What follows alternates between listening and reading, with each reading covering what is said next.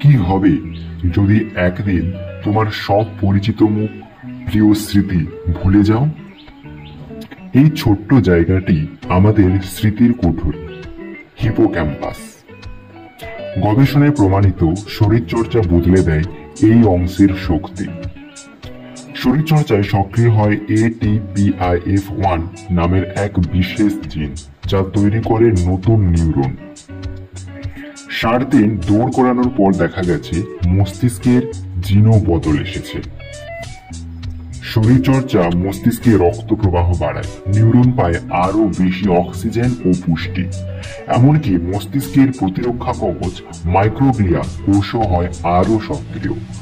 অ্যালঝাইমার্সের স্থায়ী চিকিৎসা নেই, কিন্তু আজকের শরীরচর্চায় হতে পারে কালকের স্মৃতির রক্ষার উপায়। স্মৃতি যত চাঙ্গা, জীবন তত রঙিন।